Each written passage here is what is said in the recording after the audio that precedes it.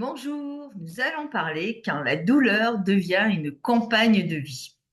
5 heures du matin, la douleur est déjà là, fidèle au rendez-vous. Elle n'a pas demandé la permission. Elle ne partira pas quand vous le lui demanderez. Elle s'est installée dans votre vie comme une colocataire non invitée et elle semble décidée à rester. Si vous vivez avec une douleur chronique, vous savez exactement de quoi je parle.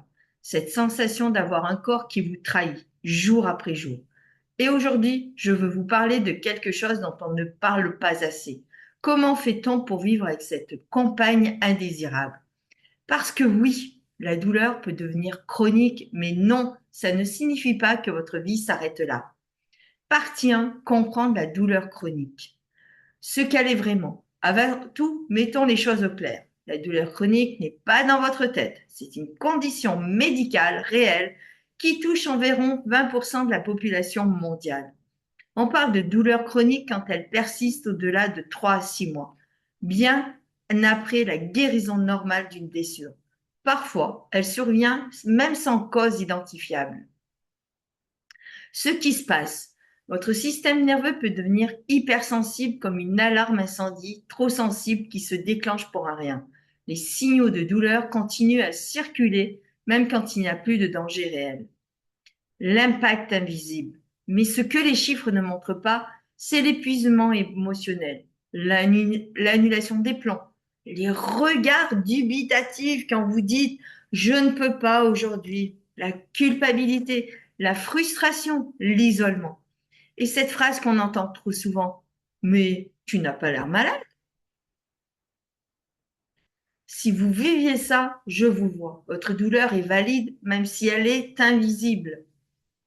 Partie 2, changer de paradigme. De la lutte à la cohabitation. Pendant longtemps, on m'a dit de combattre ma douleur, de ne pas la laisser gagner. Mais vous savez ce qui se passe quand on combat quelque chose 24 heures sur 24? Eh bien, on s'épuise. J'ai dû apprendre quelque chose de contre-intuitif. Arrêter de faire la guerre à ma douleur et apprendre à cohabiter avec elle. Attention, cohabiter ne veut pas dire abandonner. Ça ne veut pas dire aimer sa douleur ou la trouver acceptable. Ça signifie reconnaître sa présence sans lui donner tout le pouvoir sur votre vie. L'acceptation radicale. L'acceptation dans ce contexte, c'est dire, OK, tu es là, je ne t'aime pas, mais je ne vais pas non plus gaspiller toute mon énergie à prétendre que tu n'existes pas. C'est libérateur parce que ça permet de cesser de se battre contre la réalité et de diriger son énergie vers ce qui peut vraiment aider. Partie 3. Eh bien, les stratégies concrètes de cohabitation. 1. Le système d'énergie par cuillerée. Vous connaissez la théorie des cuillères? Eh bien, imaginez que chaque jour, vous avez un nombre limité de cuillères d'énergie. Chaque activité en coûte une ou plusieurs. Se doucher égale 2 cuillères. Préparer un repas égale 3 cuillères. Sortie sociale égale 5 cuillères. Journée de travail égale 8 cuillères.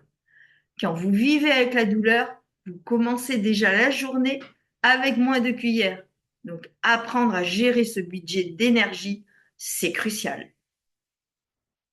Petit 2, le pacing, votre meilleur allié.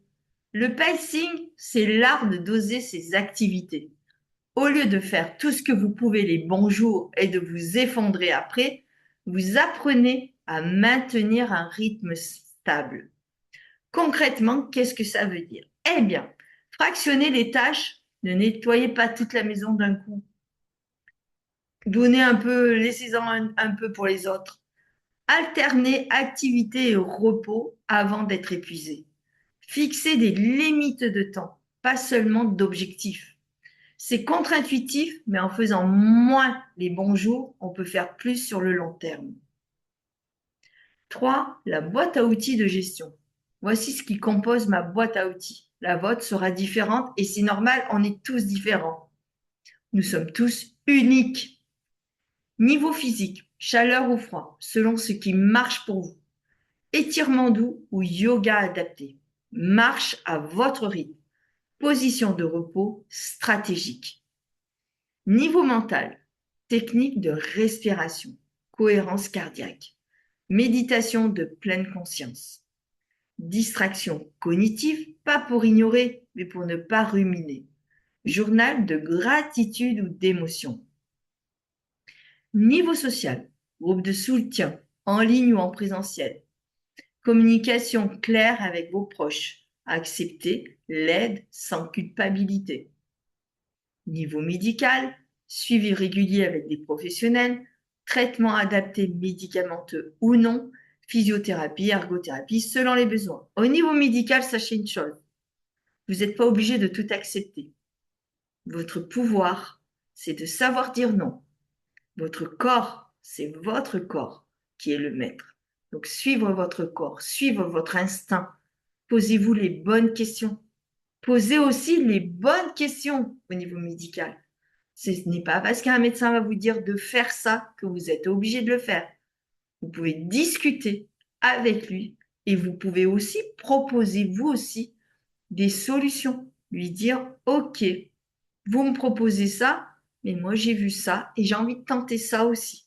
Le médecin n'a pas le droit de vous culpabiliser, n'a pas le droit de vous interdire, sauf si votre vie est en danger, bien sûr. Mais discutez, le médecin ou les paramédicaux sont là pour vous aider et pour vous écouter. 4. Redéfinir sa relation au corps. Votre corps peut sembler être devenu un ennemi, mais il fait ce qu'il peut avec les cartes qu'il a reçues. Essayez de passer de mon corps me trahit à mon corps fait de son mieux dans une situation difficile. Pratiquez la compassion envers vous-même comme vous le feriez envers un ami qui souffre. Partie 4. Reconstruire sa vie. Réinventer le bonheur. Vivre avec la douleur chronique demande de redéfinir ce que signifie une bonne vie.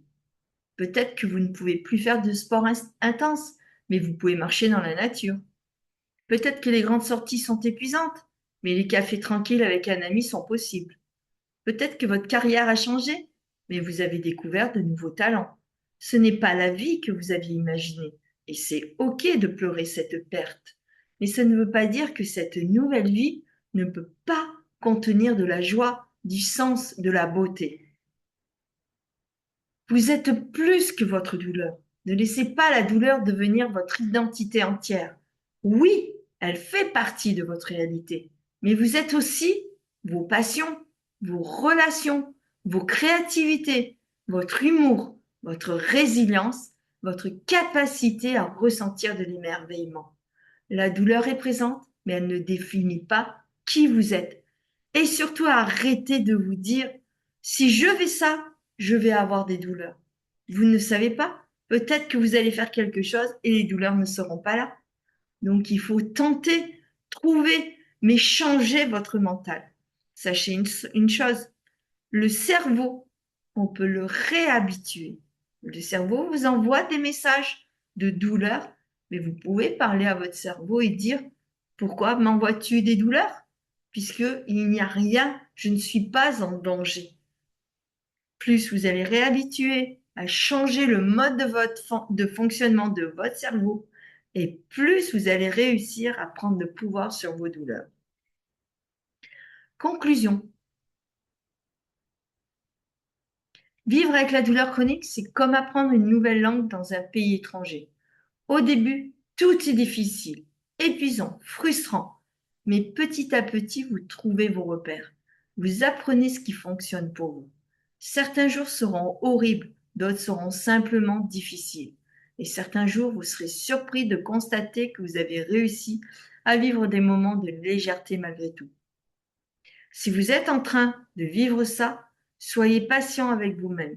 Vous faites quelque chose d'incroyablement difficile chaque jour, simplement en continuant. C'est une forme de courage que peu de gens comprennent vraiment. La douleur est peut-être devenue une compagne de vie non désirée, mais vous apprenez à vivre votre vie malgré sa présence. Et c'est déjà extraordinaire. J'ai oublié de me présenter, je suis Corinne Cliquet, infirmière de formation. J'ai aussi un diplôme universitaire d'éducation thérapeutique du patient et je suis reconnue patiente experte pour le syndrome douloureux régional complexe et la douleur chronique. Qu'est-ce que ça veut dire? Ça veut dire tout simplement que j'ai vécu et que j'ai eu des rechutes par rapport au syndrome douloureux régional complexe. Même si vous ne connaissez pas cette pathologie, rien qu'en vous disant le nom, vous savez ce que j'ai vécu. Donc oui, je vous comprends. Si cette vidéo vous a touché, n'hésitez pas à la partager avec quelqu'un qui en a besoin. Et si vous avez vos propres stratégies de cohabitation avec la douleur, partagez-les en commentaire. On apprend tellement les uns des autres. Prenez soin de vous, à votre rythme, avec bienveillance. Et rappelez-vous, un pas après l'autre. Au revoir, belle journée sans douleur.